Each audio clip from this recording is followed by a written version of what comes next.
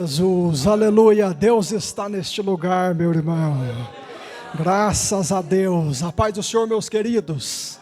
Eu estou muito feliz em estar aqui junto com esta amada igreja, revendo os irmãos esta noite. O meu coração transborda de alegria e de felicidade. Quero louvar a Deus pela vida do maestro Vaininho, que nos estendeu o convite. Que Deus possa continuar usando ele poderosamente. Louva a Deus pela vida do pastor Saulo em nos confiar esta oportunidade. Louva a Deus pela vida de cada irmão que está aqui esta noite, neste culto especial com a banda. E eu sou muito suspeito para falar de banda, porque desde criança, por influência do meu pai, eu aprendi a gostar de banda. Cresci ouvindo uma banda. E aos 11 anos ingressei numa banda e estou até hoje, pela glória de Deus. E ver esta banda aqui repleta, esta banda tocando bonito para Jesus, enche o nosso coração de alegria. Que Deus possa continuar nos abençoando. Abramos as nossas Bíblias no livro do profeta Isaías, capítulo de número 6, versículo 1 em diante. Livro do profeta Isaías, capítulo de número 6, versículo 1 a seguir. Livro do profeta Isaías, capítulo de número 6, versículo 1 a seguir. Os irmãos encontraram? Amém? Amém. Diz assim a santa palavra: No ano em que morreu o rei Uzias, eu vi ao Senhor assentado sobre um alto e sublime trono, e o seu séquito enchia o templo. Os serafins estavam acima dele, cada um tinha 6 asas. Com 2 cobriam o rosto, e com 2 cobriam os pés, e com 2 voavam. E clamavam uns para os outros, dizendo: Santo, Santo, Santo é o Senhor dos exércitos, e toda a terra está cheia da sua glória. E os umbrais das portas se moveram com a voz do que clamava, e a casa se encheu de fumaça.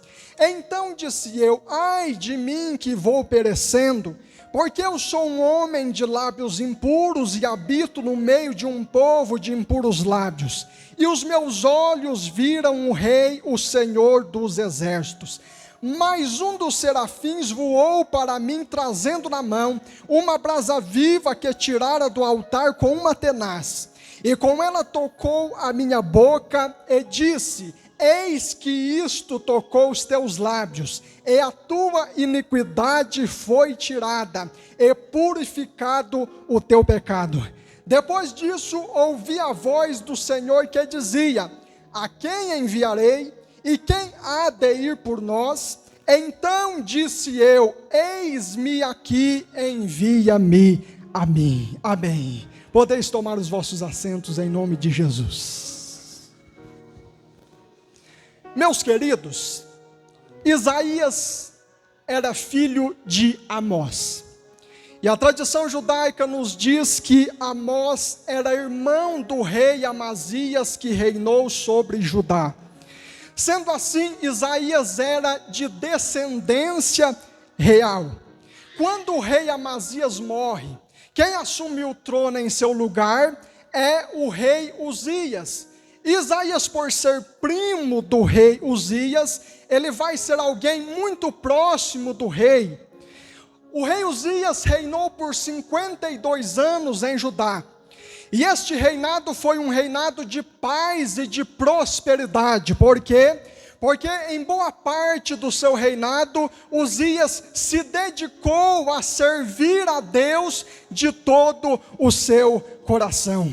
Mas infelizmente, com o passar do tempo, esta prosperidade, esta paz com o reinado do rei Uzias, fez com que o povo fosse tomado por um sentimento de autoconfiança, um sentimento de arrogância, a ponto de se esquecerem do Senhor.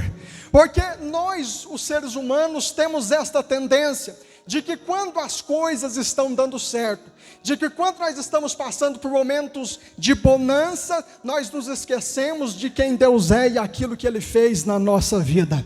E assim aconteceu com a nação de Judá. A prosperidade fez com que o povo se afastasse de Deus. E o reflexo disso nós vemos no próprio rei Uzias, que num certo dia se achou no direito de entrar no templo e queimar incenso no altar, tarefa essa que só cabia ao sumo sacerdote, que era consagrado para isso. Como consequência deste seu erro, Uzias vai ficar leproso, e a lepra que acometera o rei Uzias apontava também para a lepra do pecado, que estava tomando conta da nação de Judá. Com o passar dos dias, Uzias morre com esta lepra, e quando Uzias morre, a crise se instaura de vez na nação de Judá, porque agora era um período de incertezas, um período de crise política, pois o grande rei Uzias tinha morrido por entrar no templo, oferecer incenso que não lhe cabia fazer, e tinha morrido leproso. Também uma grande crise social vai tomar conta da nação de Judá, porque a injustiça social começou a prevalecer no meio do povo. Os ricos oprimiam os pobres, a justiça não era feita. Também uma grande crise espiritual vai assolar a nação de Judá, pois o povo, devido à soberba trazida com a prosperidade, virou as costas para Deus, entrou pelo caminho da apostasia e da desobediência, e isso chegou até no sacerdócio, que deveria ser o exemplo da nação. O sacerdócio também se corrompeu, não havia mais ensinamento, não havia mais referencial na nação de Judá. A crise havia se instalado, mas em épocas de crise é quando Deus se manifesta para mostrar que ainda Ele é Deus, está no controle de todas as coisas, e sempre nas crises Deus levanta uma voz profética. Deus levanta alguém para fazer a diferença. E quem que Deus vai levantar como uma voz profética para fazer a diferença no meio desta crise da nação de Judá? Vai ser Isaías. Quando o rei Uzias morre, Isaías, por ser parente do rei, por ser alguém que tinha uma ligação com o rei Uzias, ele sente a morte do rei Uzias, ele se entristece e ele se preocupa com o que aconteceria com a nação dali para frente, e ele está tão angustiado com a morte do rei Uzias, que ele vai procurar refúgio dentro do templo. Ele vai para dentro do templo, procurando ali ter um momento a sós com Deus, para assim ser consolado e confortado naquele momento de dificuldade. E ainda bem que Isaías foi para o lugar certo, porque o único lugar onde nós encontramos conforto, amparo, segurança nos nossos momentos difíceis é na presença do Senhor. Por isso eu já quero te dizer nesta noite que você está no lugar certo. Deus está neste lugar e Ele está aqui para fazer aquilo que você necessita.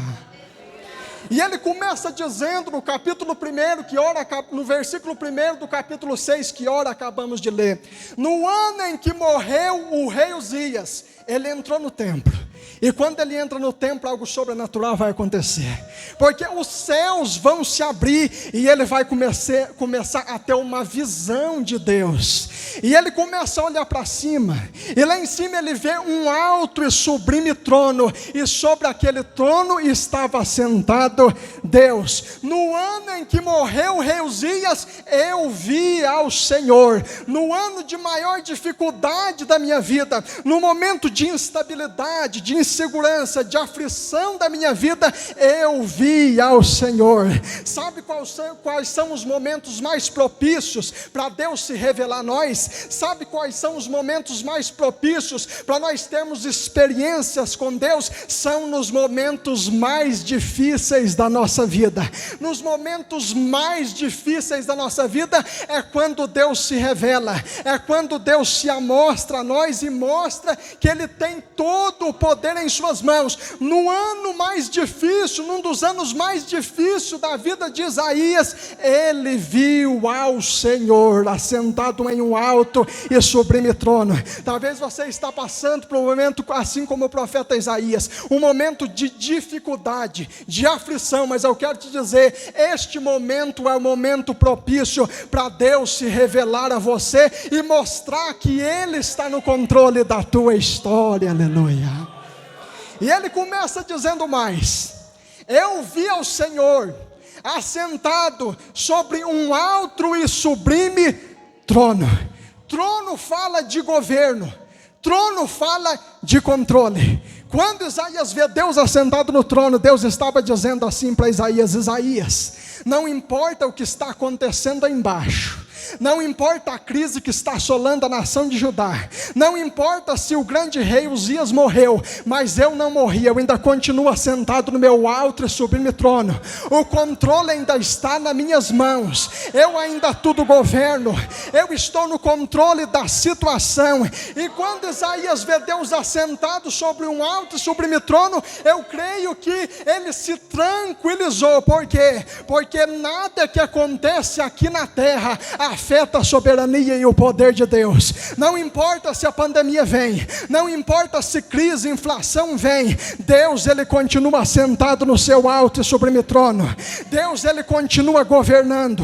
O controle da história ainda está nas mãos deles. Engraçado que quando o rei Uzias morreu, ainda que por um pequeno momento o trono de Judá ficou vazio, mas quando Isaías olhou para o trono do céu não estava vazio. Por quê? Porque o trono do céu nunca ficou vazio, nunca vai ficar. Por quê? Porque o nosso Deus ele é eterno, o nosso Deus ele é soberano, o nosso Deus ele não muda, o nosso Deus é aquele que permanece o mesmo. Eu quero te dizer, eu não sei a crise que você está passando, eu não sei qual é o momento de instabilidade, de luta que você está passando, mas nessa noite Deus está te dizendo: eu ainda continuo assentado no meu trono, eu ainda controlo, eu ainda governo, eu ainda vejo, e pode ficar tranquilo que a tua vida está sob o meu controle. Quantos crê nesta palavra e pode adorar a Deus?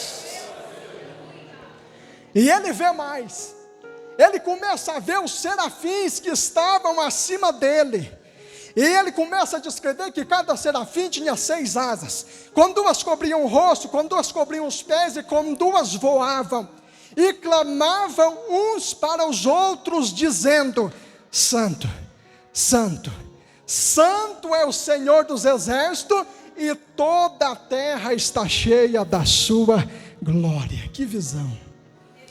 Engraçado que na nação de Judá, o pecado estava prevalecendo, a injustiça estava prevalecendo, a corrupção estava prevalecendo, mas lá no céu os serafins ainda clamavam: Santo, Santo, Santo. Aqui na terra estava tudo fora do lugar, o pecado estava cada dia se lastrando mais na nação de Judá, mas lá no céu Isaías via os serafins cantando e dizendo: Santo, Santo, Santo. Deus ele continua sendo santo.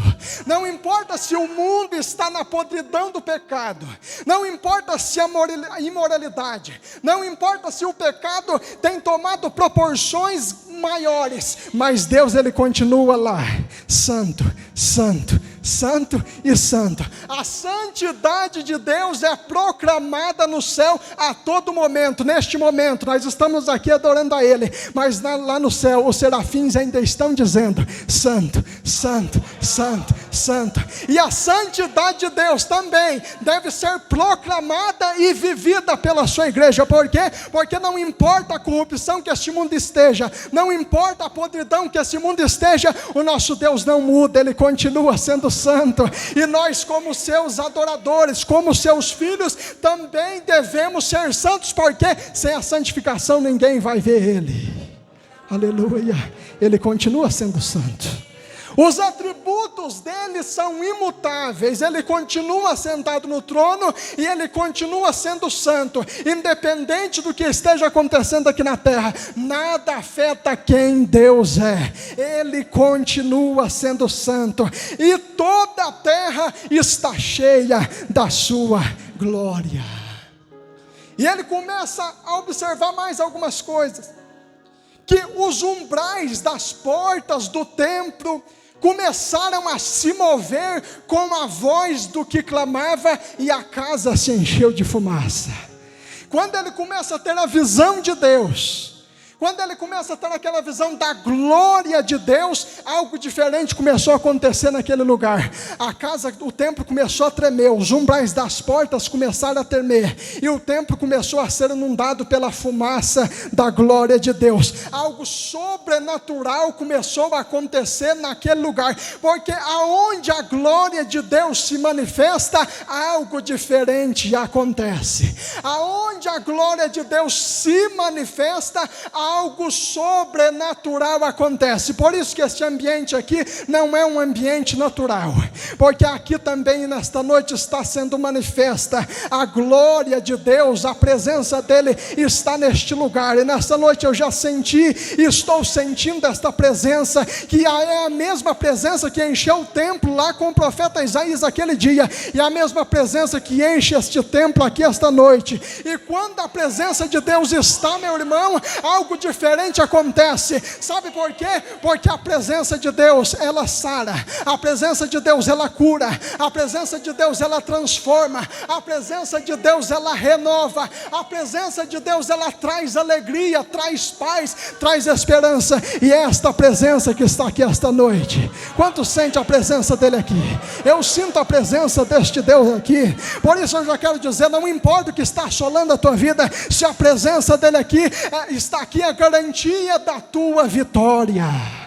A presença dele está aqui. Vamos adorar esta presença, vamos sentir esta presença. Oh, xaramande canta, labaxanda, rabacanta, lai. Sinta esta presença aí agora, dê lugar a esta presença agora.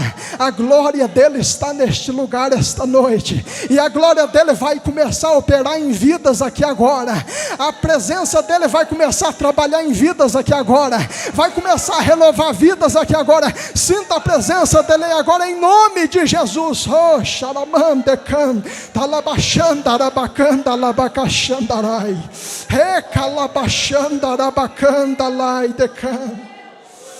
O séquito da presença de Deus enchia o templo. O templo se envolveu de fumaça, aquele ambiente ficou inundado com a glória de Deus.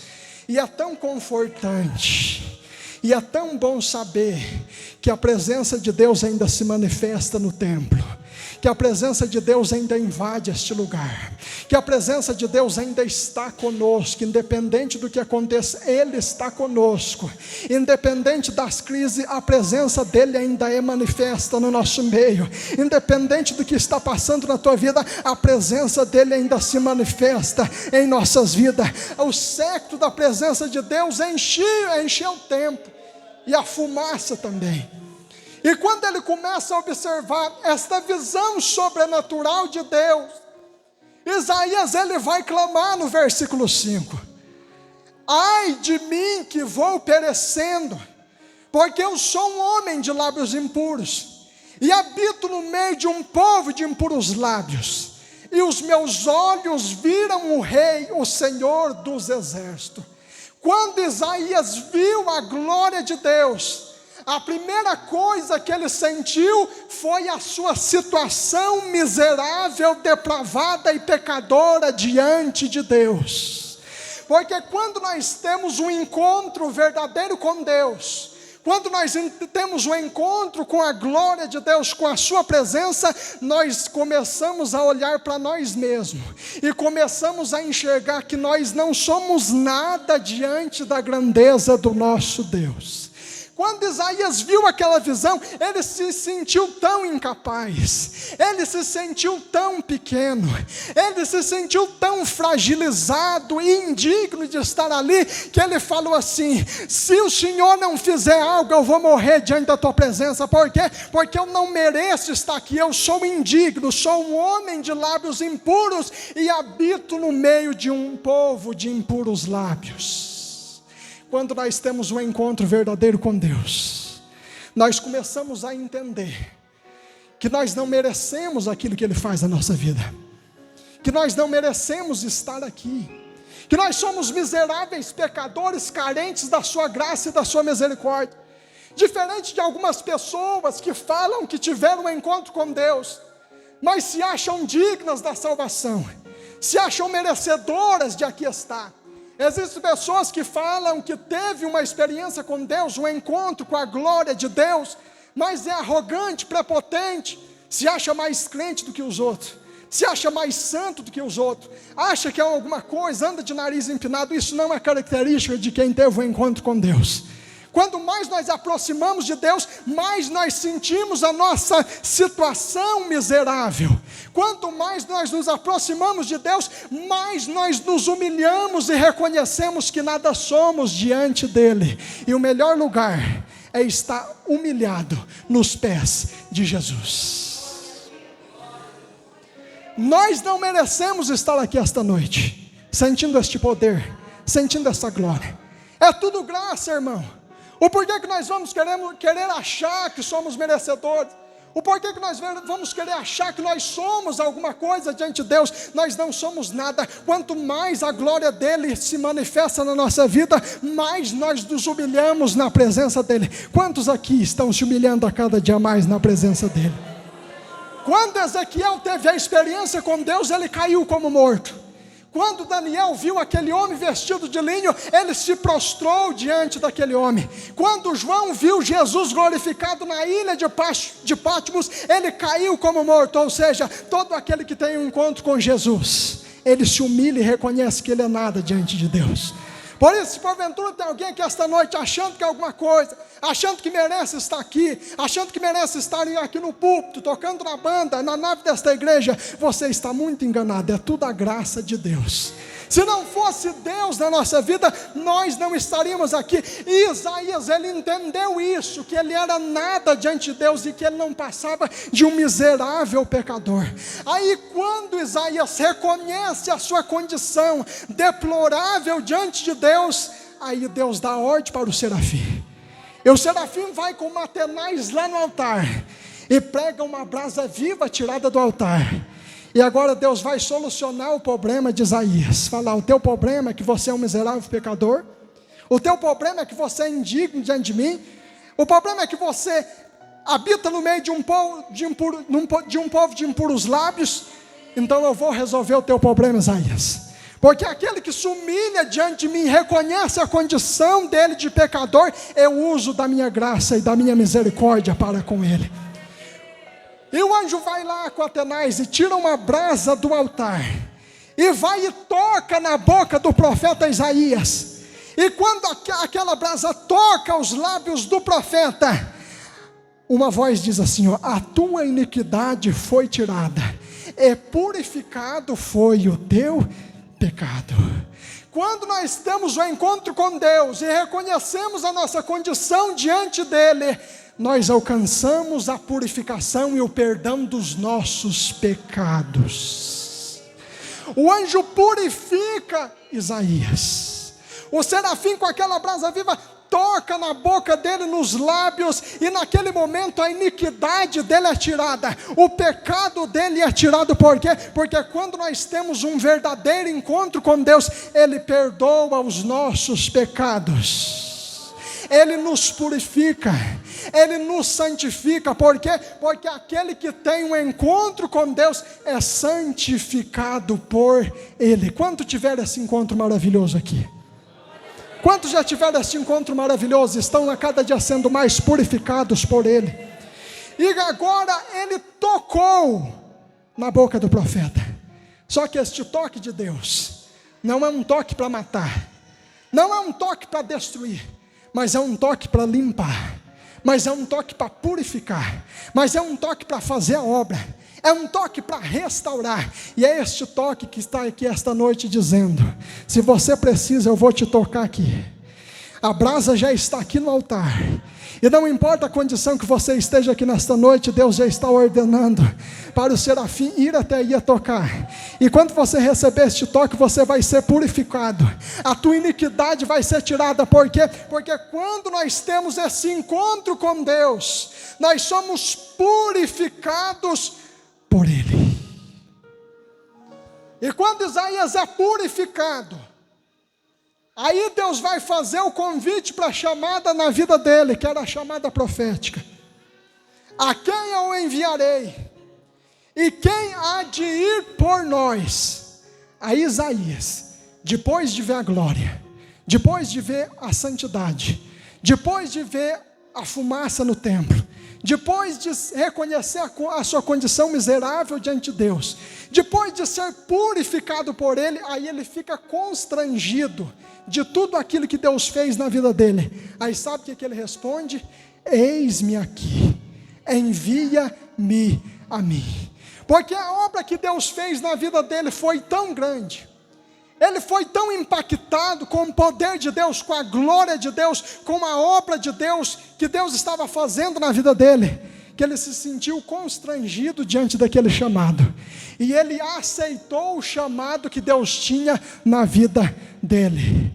E nesta noite talvez alguém está aqui recusando a obra que Deus tem na tua vida, recusando o chamado que Deus tem na tua vida. Mas eu te pergunto, será que o que Jesus fez na tua vida já não é o bastante para você fazer algo para Ele? Será que a obra que Jesus fez na tua vida, assim como na vida do profeta Isaías, se revelou a você, perdoou os teus pecados, está cada dia te santificando, te dando vitória, te dando livramento, fazendo uma obra de salvação linda na tua vida? Será que isso não é um bastante para nós fazer algo a mais para Ele? Mas muitas vezes, aquilo que Deus faz por nós esquecemos. Aquilo que Deus faz por nós não levamos em conta. O que passou ficou lá atrás. Jesus me salvou, me libertou, mas muito bem, agora eu vou fazer se dá. Eu vou no culto se dá. E muitas vezes nós nos tornamos negligentes diante dele. Mas quando nós somos conscientes da obra que Jesus fez na nossa vida, esta obra nos constrange a ponto de a cada dia nós queremos doar mais para Ele, a cada dia nós queremos servir a Ele melhor, a cada dia nós procurar nos aperfeiçoar na presença dEle. Por quê? Porque nós devemos a cada dia crescer, nós devemos a cada dia progredir na presença dEle, nós devemos a cada dia avançar nesta caminhada espiritual. Talvez alguém aqui esta noite está estagnado, mas eu quero te dizer, Deus ainda vai fazer grandes coisas através da tua vida. Ele já fez muito por você, só que Ele quer uma dedicação a mais. Ele quer que você aceite nesta noite o chamado que Ele tem na tua vida. Isaías aceita. Não seria uma vida fácil, vida de profeta. E Deus aqui já vai falar para ele no mesmo capítulo 6, que muitos não iriam ouvir ele. Somente o remanescente fiel de Judá queria dar ouvidos à voz do profeta. Mas Isaías, mesmo sabendo que seria dolorido, que seria difícil, ele falou: não, Deus, o Senhor ainda continua sendo Deus, o Senhor está no controle de todas as coisas. E depois de tudo aquilo que eu vi aqui, não importa a luta que vim, não importa o desafio que vim, eu sei o Deus que me chamou, eu sei o Deus que eu sirvo, eu sei que Ele está no controle, eu sei que Ele está acima de todas as coisas, e nada que aconteça vai me abalar. E quando Isaías sai do templo, com a chamada profética confirmada, aquela visão mudou a sua vida para sempre. Se ele entrou triste, abatido com a morte do rei Uzias, ele saiu renovado, feliz e alegre, porque ele viu ao Senhor. Se ele entrou com incertezas e dúvida a respeito do que aconteceria no futuro, ele saiu com a sua esperança renovada, porque ele viu Deus assentado no alto e sublime trono. E nesta noite eu não sei como você chegou aqui, mas Deus desde o começo deste culto está se revelando a nós aqui. A presença dele está aqui, a glória dele está aqui, e ele está dizendo a mesma coisa que diz para o profeta Isaías: eu estou sentado no meu alto e sublime trono, eu perdoo os teus pecados, eu te santifico e te chamo para fazer a minha obra. Posso orar, pastor? Se coloque de pé, por favor. Nessa noite você não vai sair daqui da mesma forma que você entrou. Nessa noite você não vai sair, se você porventura entrou aqui desanimado, se você porventura entrou aqui triste, se você porventura entrou aqui e dizendo assim: Deus, não dá mais, está muito difícil, a crise se instaurou, Deus, eu estou passando por um momento muito difícil, parece que eu não vou conseguir. Mas nessa noite Deus está se revelando a você aqui, e Ele vai te tocar aqui nesta noite, Ele vai te purificar aqui esta noite, e você vai voltar para a tua casa com uma nova visão. Você vai voltar para a tua casa diferente de como você veio, e não vai ter crise que vai te parar, não vai ter desafio que vai te barrar, porque você vai romper depois desta noite que Deus te tocar aqui e te renovar. Você crê assim? Ore comigo. Senhor, meu Deus e meu Pai, diante da Tua palavra, meu Deus, que foi pregada aqui esta noite, eu creio, meu Deus, que a Tua palavra de maneira nenhuma ela volta vazia, mas antes ela faz, meu Deus, aquilo que lhe apraz. E esta palavra, meu Deus, que o Senhor me confiou para entregar aqui esta noite, ela tem endereço, meu Deus. Pessoas que entraram aqui esta noite, meu Pai, desanimadas, ó meu Deus, porque estão enfrentando momentos difíceis, meu Deus, na caminhada, mas nesta noite, desde o começo deste culto, o Senhor está falando, meu Pai, que o Senhor quer renovar alguém aqui, meu Deus, que o Senhor quer transformar, impactar vidas aqui esta noite, através do Teu poder, e a Tua glória, a Tua presença, meu Senhor, está neste lugar. Por isso, meu Deus, eu quero te pedir agora, tenha misericórdia, meu Pai, toca nessas vidas agora, renova, meu Deus, com Teu Espírito Santo agora, meu Pai, e nos ajuda, meu Deus, a caminhar entendendo que nada foge do Teu controle, mas que tudo está, meu Pai, no controle das Tuas mãos.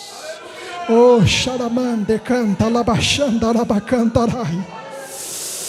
Vai tocando, Espírito Santo de Deus, pelo poder da palavra, vai renovando agora, Espírito Santo de Deus. Oh, Xaramande canta, Labachanda, Labacantarai. O Senhor está aqui esta noite para perdoar pecado.